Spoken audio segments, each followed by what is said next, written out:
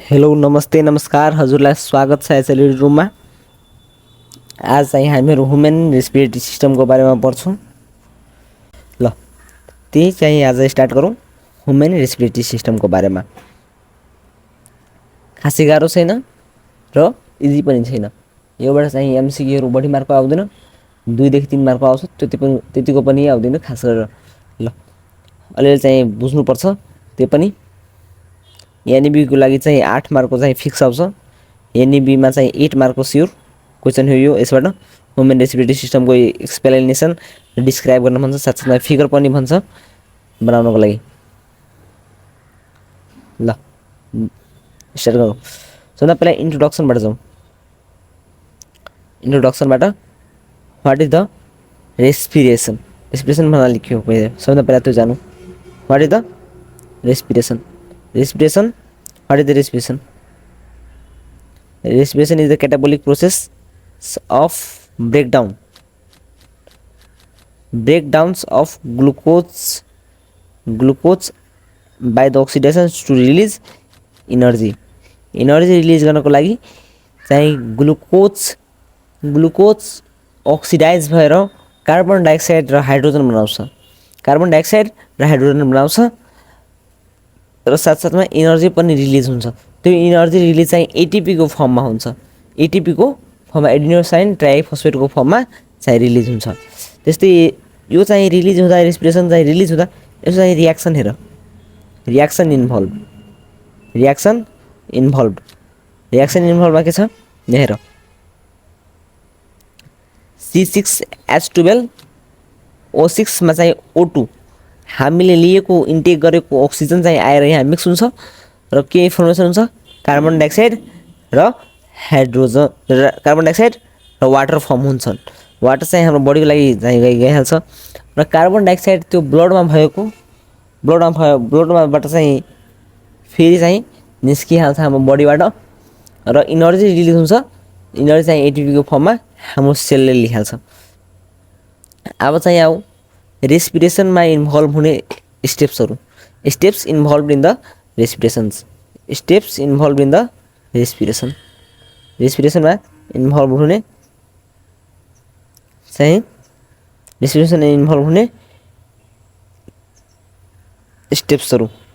स्टेप्सहरूको बारेमा जानु। अब फर्स्ट स्टेप के छ, ब्रेथिङ और पल्मोनरी भेन्टिलेसन। ब्रेथिङ वा पल्मोनरी भेन्टिलेसन हुन्छ फर्स्ट। त्यसमा के हुन्छ,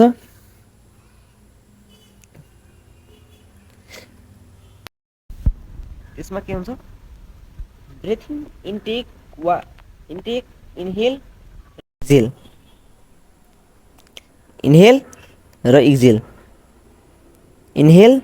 र एक्जेल दुईवटा कुरा हुन्छ। ब्रेथिङमा इन्हेल र एक्जेल, ब्रेथिङमा के हुन्छ, दुईवटा कुरा, एउटा चाहिँ इन्हेल, अर्को एक्जेल। इन्हेल र एक्जेल दुईवटा कुरा हुन्छ। इन्हेल भनेको भित्र लिनु, बाहिर ग्यासेसहरूलाई भित्र लिनु, र एक्जेल भनेको चाहिँ हाम्रो ब्लडद्वारा चाहिँ फ्यालिएको कार्बन डाइअक्साइड त्यो चाहिँ के हुने, बाहिर फाल्ने। क्याटाबोलिक रियाक्सन भएपछि, फिजियोकेमिकल रियाक्सन भएपछि बाँकी रहेको कार्बन डाइअक्साइडलाई के गर्ने, बाहिर फाल्ने।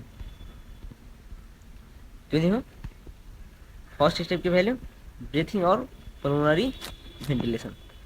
त्यसपछि सेकेन्ड स्टेप के छ, exchange of gases between lungs and capillary. Lungs र क्यापिलरीहरूको बिचमा के हुन्छ, ग्यासेस एक्सचेन्ज।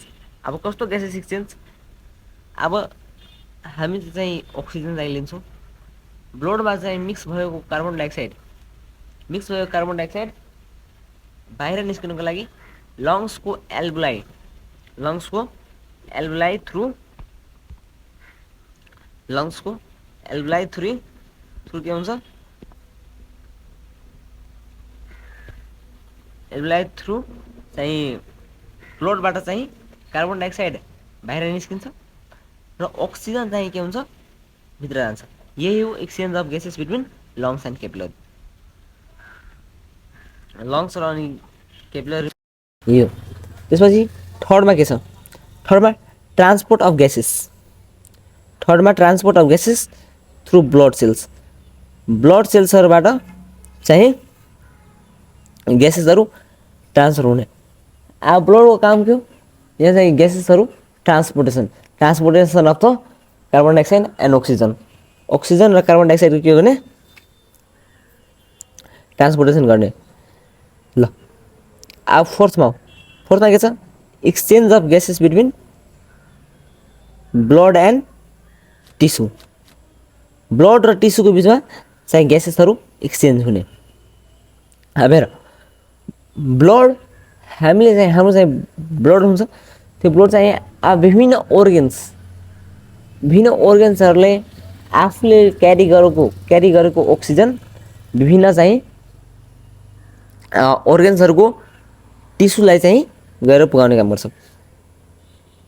त्यो के value, exchange of gases between blood and tissue. त्यस्तै यहाँ हेर,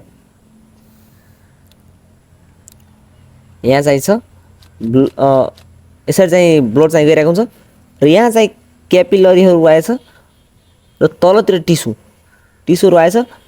टिस्युबाट चाहिँ के हुन्छ, टिस्युमा भएको कुनै पनि मेम्ब्रेनको टिस्युमा भएको कार्बन डाइअक्साइड के हुन्छ, कार्बन डाइअक्साइड भित्र ब्लडमा जान्छ र त्यहाँ भएको ब्लडमा भएको अक्सिजनहरू बाहिर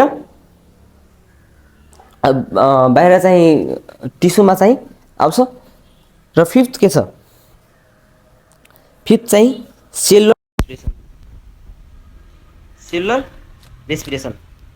त्यसमा के हुन्छ, utilization of this and breakdowns of ग्लुकोजको ब्रेकडाउन हुन्छ। अघि पनि रिएक्सन थियो, यहाँ पनि चाहिँ रिएक्सन छ, C6H12O6 प्लस O2 र CO2 र H2 चाहिँ बनेछ। सेम रिएक्सन हो, सेम कुरा छ। त्यसपछि अब सेकेन्डमा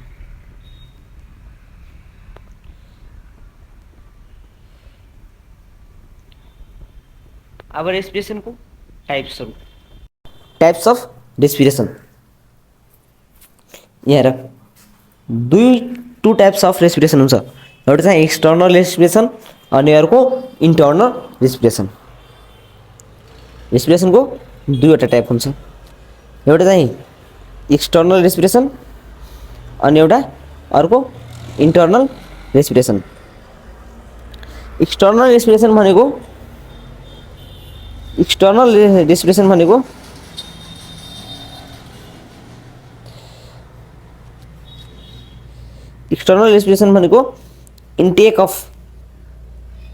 intake of oxygens and removal of carbon dioxide from body. यो चाहिँ यसलाई नर्मल टर्ममा भन्यो हो भने ब्रेथिङ हो। यसले चाहिँ योमा के, एक्सटर्नल रेस्पिरेसन भनेको कन्डक्टिङ जोन हुन्छ नि हाम्रो रेस्पिरेटरी सिस्टमको, अब चाहिँ आउँछ त्यसको कन्डक्टिङ जोन हुन्छ नि, त्यो कन्डक्टिङ जोनसम्म हुने रेस्पिरेसनलाई नै एक्सटर्नल रेस्पिरेसन। जस्तो अब हामी ग्यास एयरमा भएको चाहिँ O2 चाहिँ लिन्छौँ, हाम्रो केसमा एयरमा भएको O2 चाहिँ लिन्छौँ र कार्बन डाइअक्साइड फाल्छौँ, त्यो नै के हो, एक्सटर्नल रेस्पिरेसन। अब चाहिँ यहाँ रेस्पिरेटरी अर्गन्सहरूको यहाँ हेर, रेस्पिरेटरी अर्गन्सहरूको अब केही कुनै सेलुलर रेस्पिरेसन हुन्छ कुनै एनिमल्सहरूमा, कुनैमा चाहिँ टिस्यु ग्रेडको हुन्छ, टिस्युमा त्योमा पनि सेलुलर लेभलले हुन्छ।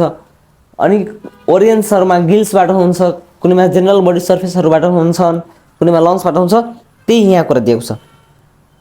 अब रेस्पिरेटरी अर्गन्समा के छ, जेनरल बडी सर्फेस जति स्मल चाहिँ स्मल सेलुलर लेभल टिस्यु लेभलको जति चाहिँ एनिमल्सहरू छ त्यो सबै के हो, एनिमल्स। अब प्राणीहरू छ त्यसमा के हुन्छ, जेनरल बडी सर्फेसबाट रेस्पिरेसन हुन्छ। उनीहरूमा अर्गन्सको डेभलपमेन्ट नभएको कारणले गर्दा उनीहरूको माथिको जेनरल बडी सर्फेस माथिको स्किन्सहरू हुन्छ नि क्युटिकल लेयरहरू होइन माथिको लेयरहरू हुन्छन् त्यहाँबाट चाहिँ हुन्छ। जस्तै यहाँ इक्जाम्पलहरू के छ स्पोन्ज सिलिन्ड्रेट राउन्ड वर्म अनि फ्ल्याट वर्म त्योहरू यसो चाहिँ इक्जाम्पल भइहाल्यो। अनि अर्को हेर ट्र्याकियल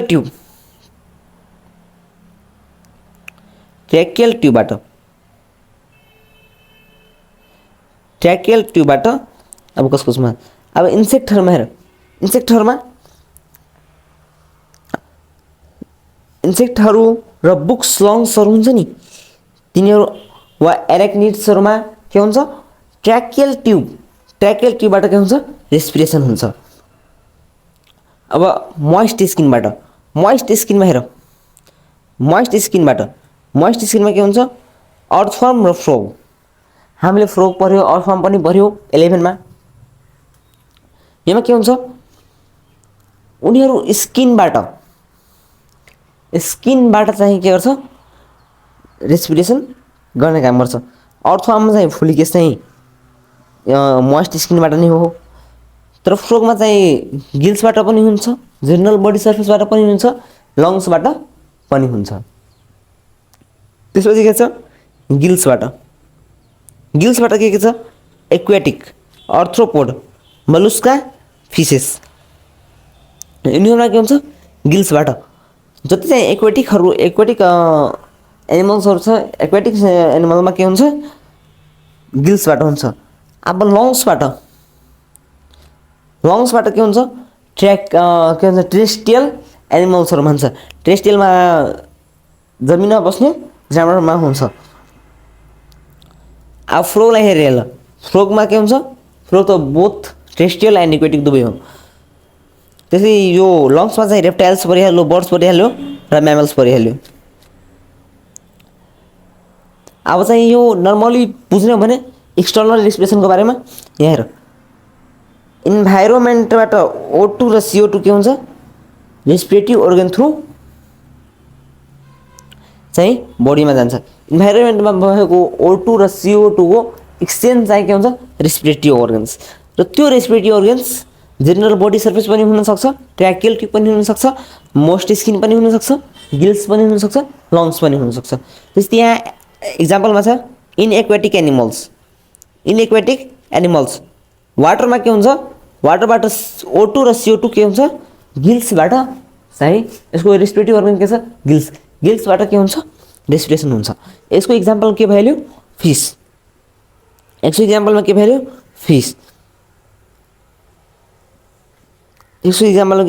फिस ल।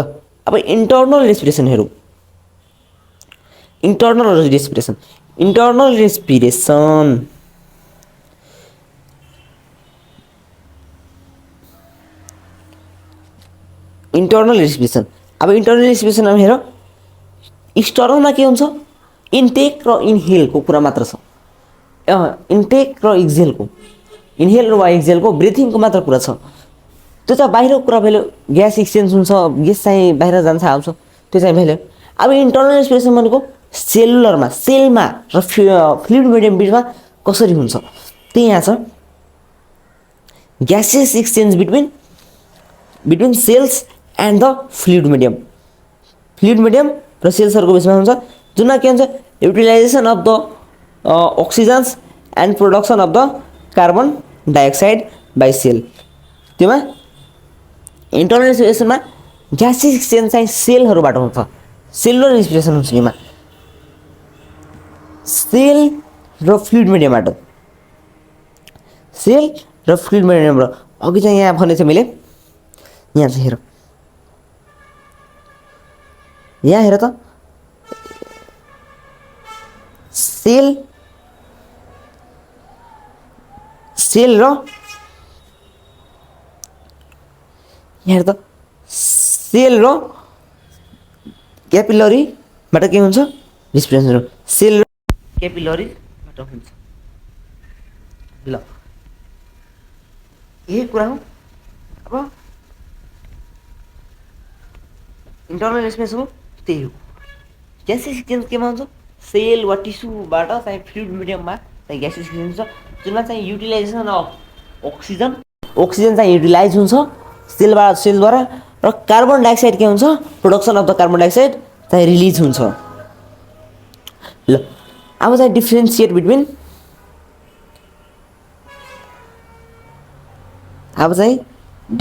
Between external and internal respiration. External र इन्टर्नल रेस्पिरेसनको डिफ्रेन्सहरू के छन्?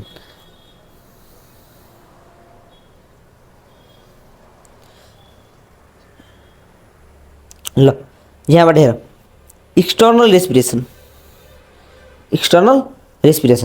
र इन्टर्नल रेस्पिरेसनको टेबल यहाँ चाहिँ प्रेजेन्ट गरेको छु।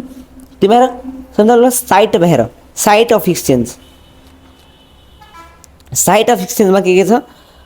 एक्सटर्नल रेस्पिरेसनमा के हुन्छ? रेस्पिरेटरी सर्फेस के हुन्छ? एक्सटर्नल रेस्पिरेसनमा रेस्पिरेटरी सर्फेस। तर इन्टर्नलमा के हुन्छ? एट द सेलुलर लेभलमा चाहिँ हुन्छ। अब एक्सचेन्ज अफ ग्यासेस के हुन्छ त्यसको बारेमा एक्सचेन्ज अफ ग्यासेस के छ? योमा चाहिँ के हुन्छ? ऑक्सीजन अफ एयर और वाटर, एयर व वाटरमा भएको चाहिँ ऑक्सीजन र ब्लडमा भएको कार्बन डाइअक्साइडको बिचमा के हुन्छ? एक्सचेन्ज हुन्छ। र योमा के हुन्छ? Oxygen of blood and CO2 of cell. योमा ब्लडमा भएको अक्सिजन र CO2 अफ सेल्स र कार्बन डाइअक्साइड भएको सेलमा के हुन्छ? एक्सचेन्ज हुन्छ। तर एक्सटर्नलमा के हुन्छ? ऑक्सीजन अफ एयरमा भएको अक्सिजन वा वाटरमा भएको अक्सिजन र ब्लडमा भएको कार्बन डाइअक्साइडमा के हुन्छ? एक्सचेन्ज हुन्छ। अब नेचर हेर, एक्सटर्नल रेस्पिरेसनको नेचर हेर। नेचरमा हेर त,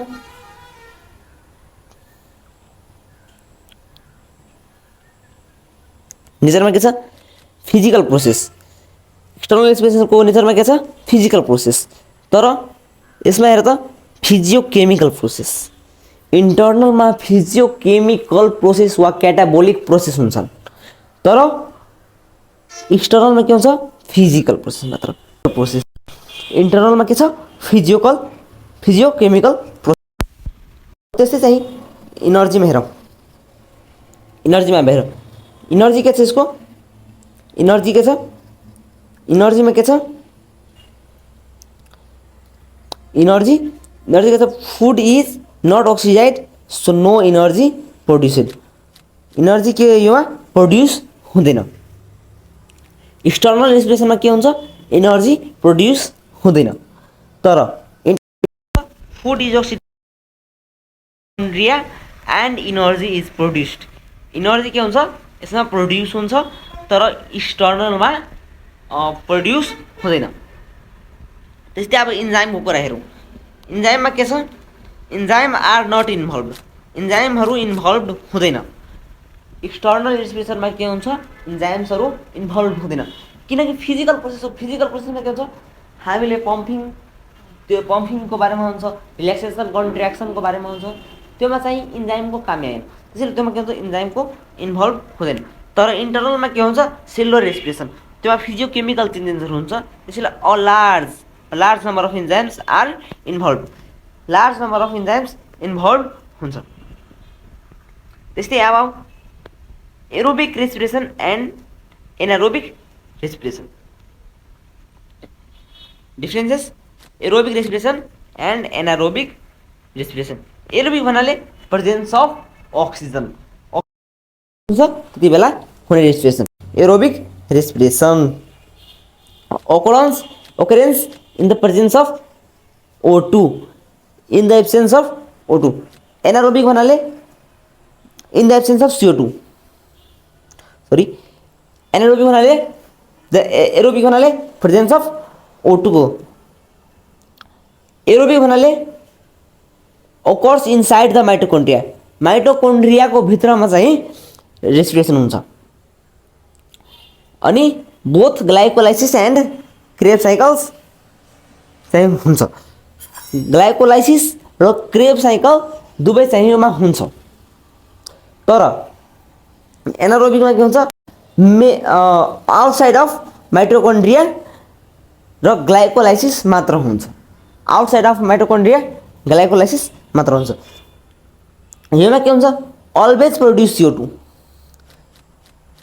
योमा चाहिँ अलवेज प्रोड्युस CO2, तर यसमा के हुन्छ, मे नट प्रोड्युस CO2। यहाँ चाहिँ फर्स्ट एनारोबिकको फर्स्ट पोइन्टमा चाहिँ रङ लेखेको छ। यहाँ चाहिँ इन एब्सेन्स अफ O2 हुन्छ, त्यहाँ CO2 लेखाइसकेको छ, सरी, त्यसको लागि त्यहाँ चाहिँ O2 मात्र हुन्छ। र के हुन्छ, एरोबिकमा चाहिँ के हुन्छ, मोर इनर्जी इज प्रोड्युस्ड। जस्तै इक्जाम्पलमा हेर्ने हो भने प्लान्ट्स एन्ड एनिमलमा के हुन्छ, एरोबिक रेस्पिरेसन र मोर इनर्जी प्रोड्युस हुन्छ। त्यो इनर्जी 2830 किलो जुल बराबरको हुन्छ। तर एनारोबिकमा लेस इनर्जी 118 किलो जुल मात्र प्रोड्युस हुन्छ। इक्जाम्पल हेर्नु भने एनारोबिक ब्याक्टेरिया इस्ट इन्टेस्टिनल एस्क्यारिस टेनियासोलियम, यो चाहिँ यसको इक्जाम्पल भ्यालु। ल अब चाहिँ ह्युमन रेस्पिरेटरी सिस्टमको बारेमा हेरौँ। ह्युमन रेस्पिरेटरी सिस्टमको बारेमा हेरौँ। अब अब चाहिँ ह्युमन रेस्पिरेटरी सिस्टमको बारेमा हेरौँ। यसमा के हुन्छ, ह्युमन रेस्पिरेटरी सिस्टम, यसमा के हुन्छ, फर्स्टमा यसको चाहिँ कुन कुन अर्ग्यान्सहरू यसको भित्रमा पर्छ त्यो पहिला जान्ने प्रयास गरौँ। ल यहाँ चाहिँ अर्ग्यान्सहरूको लेखेको छ। के हुन्छ यसमा, nose first respiratory organ. Nose के हो, फर्स्ट रेस्पिरेटरी अर्गन, जसले के गर्छ, इन्हेल र एक्जेल र चाहिँ मद्दत गर्छ। इन्हेल र एक्जेल चाहिँ हुँदाखेरि फर्स्ट रेस्पिरेटरी अर्गन यही हो। यहाँ चाहिँ डस्ट पार्टिकल ब्याक्टेरियाहरू चाहिँ हेयर थ्रु, म्युकस थ्रु चाहिँ बाहिर निस्किन्छ, बाहिर बसिहाल्छ। त्यसपछि के छ,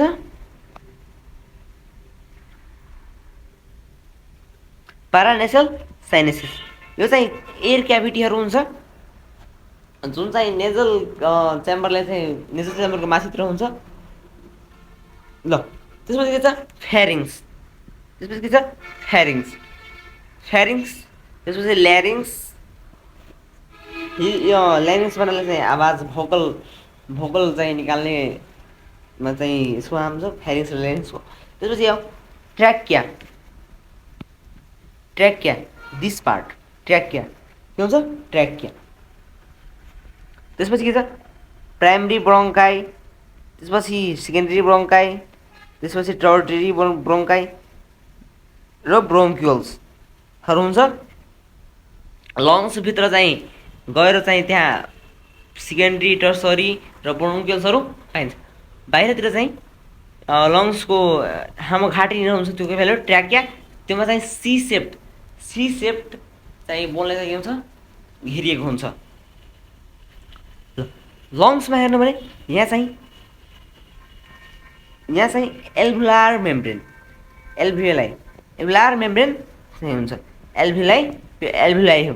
योमा के छ दिएको, यहाँ चाहिँ जति निलो कलर छ यो नोज, प्यारानेजल, फेरिङ्स, ल्यारिङ्स, ट्र्याकिया, प्राइमरी ब्रोङ्काई, सेकेन्डरी ब्रोङ्काई, टर्सरी ब्रोङ्काई र ब्रोङ्कल्स, यो सबै के हो, कन्डक्टिङ जोन। तर यहाँ चाहिँ रेस्पिरेटरी जोनमा रेस्पिरेटरी ब्रोङ्क्युल्स, एल्भुलार डक्ट र एल्भुलार सेक्स र एल्भुलार मेम्ब्रेन, यो चाहिँ भइहाल्यो रेस्पिरेटरी जोन, जुनमा चाहिँ एक्चुअल रेस्पिरेसन हुन्छ। यो चाहिँ यो एरियामा चाहिँ एक्चुअल रेस्पिरेसन हुन्छ भने यो अरूमा चाहिँ कन्डक्टिङ जोन हो। अरूहरू ल आजको लागि यति नै। अब चाहिँ नेक्स्ट हामीहरू नोजको बारेमा र अरू रेस्पिरेटरी अर्गन्सहरूको बारेमा हामी पढ्छौँ र डिस्कस गर्छौँ ल।